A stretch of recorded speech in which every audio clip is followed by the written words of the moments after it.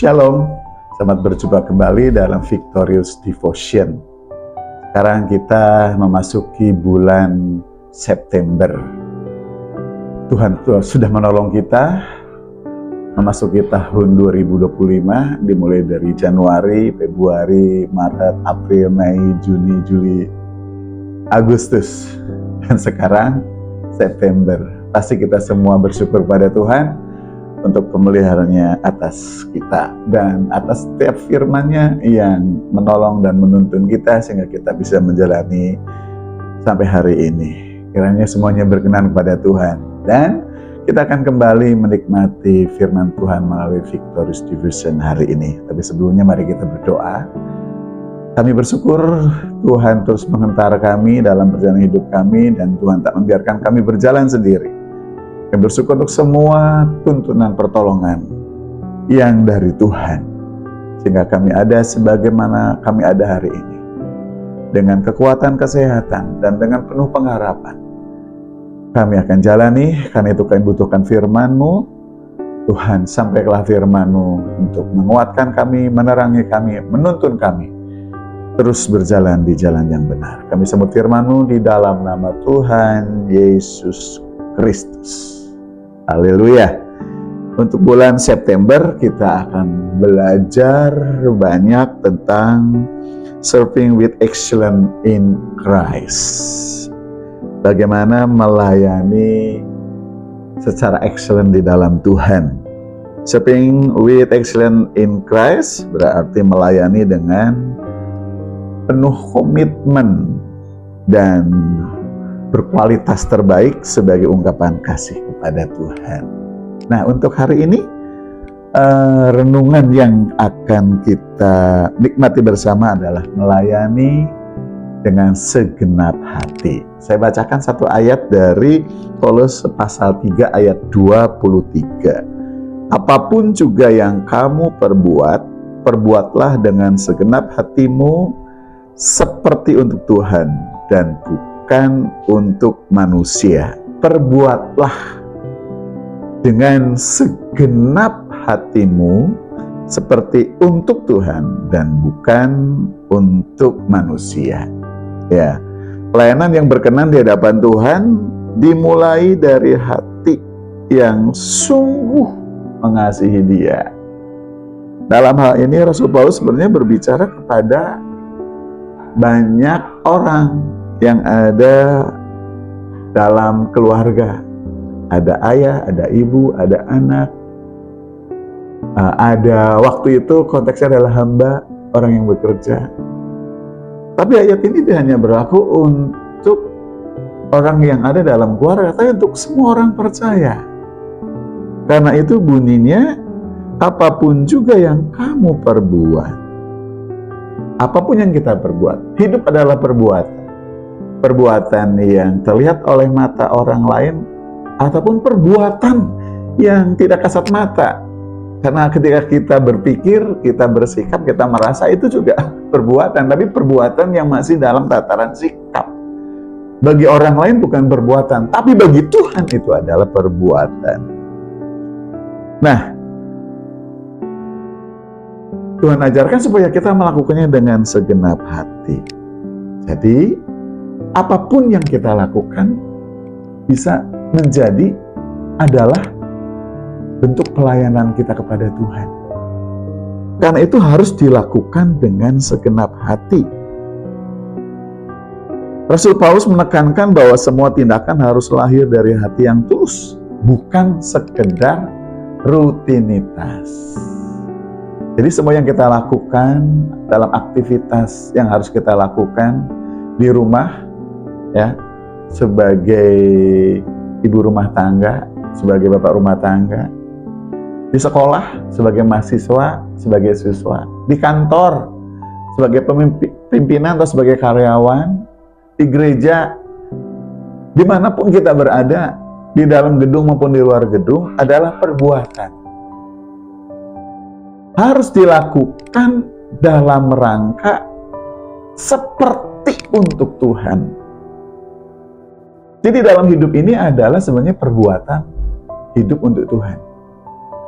Karena itu harus dilakukan dengan segenap hati. Jadi Tuhan tidak membeda-bedakan. Untuk semua orang yang percaya, semua perbuatannya adalah bentuk pelayanan kepada Tuhan. Karena itu, untuk memahami bahwa hidup ini adalah pelayanan yang harus dilakukan dengan segenap hati, maka harus dipahami bahwa pelayanan adalah ibadah hati. Nah, pelayanan ini secara umum adalah semua yang kita perbuat. Tetapi pelayanan juga ada dalam berbagai bentuk. Misalnya pelayanan gerejawi. Pelayanan yang kita lakukan di seputar kegiatan gereja. Ada pelayanan karena kita profesi, karena kita pegawai, ya pelayanan profesi. Pelayanan di masyarakat secara sosial. Nah, semuanya itu adalah pelayanan. Jadi pelayanan tidak ditentukan kalau hanya sebagai aktivitas gerejawi. Di luar itu bukan pelayanan. Hidup adalah pelayanan dan semua yang dilakukan adalah ibadah sejati. Karena itu, semua yang kita lakukan harus dimaknai, ditempatkan sebagai pelayanan. Karena pelayanan juga adalah ibadah sejati. Seperti yang tertulis dalam Roma pasal 12 ayat yang pertama. Ya, jadi ingat, hidup milik Tuhan, hidup adalah ibadah. Karena itu hidup juga adalah pelayanan.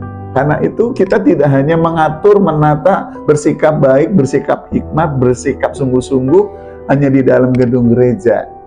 Tapi dimanapun, karena apapun yang kita perbuat adalah bisa menjadi ibadah, adalah merupakan ibadah sejati yang harus dilakukan dengan segenap hati. Yang kedua, melayani dengan segenap hati harus ada motivasi, ya. Karena motivasi diuji oleh Tuhan. Tuhan melihat yang di dalam hati, manusia memandang yang di depan mata. Ya, tapi Tuhan melihat hati. Nah, kalau semua bentuk kegiatan kita, apa yang kita lakukan untuk Tuhan, harus dilakukan dengan segenap hati karena itu adalah pelayanan, karena itu adalah ibadah sejati kita, maka penting sekali untuk kita memperhatikan motivasinya. Ya, karena Tuhan melihat hati, melihat hatiku, melihat hatimu. Tidak ada yang tersembunyi di hadapan Tuhan. Jadi kita jangan hanya jangan dalam kegiatan pelayanan, apapun yang kita berbuat adalah membangun citra atau pencitraan untuk mendapatkan kesan baik dari orang lain. Harus yang utama harus dimulai dari hati. Karena Tuhan melihat yang dari hati. Kita tidak perlu dikoreksi oleh orang lain tentang hati. Kita harus mengoreksi diri sendiri. Karena itu, pelayanan dengan segenap hati harus memperhatikan motivasi. Karena motivasi itu diuji oleh Tuhan. Dan yang terakhir, kembali lagi soal melayani dengan segenap hati. Harus tulus, ya. Tulus hati. Tulus artinya dalam pelayanan kita tidak punya motif-motif lain. Motifnya satu, melayani Tuhan, melakukan yang terbaik untuk Tuhan, menyenangkan hati Tuhan, supaya setiap hari hidup kita semakin menyenangkan hati Tuhan. Karena itu, mari kita melayani dengan segenap hati, melalui setiap perbuatan yang kita lakukan di mana saja dan kapan saja berada. Dalam pelayanan di gereja, dalam pelayanan di profesi, dalam pelayanan di aktivitas sosial kita.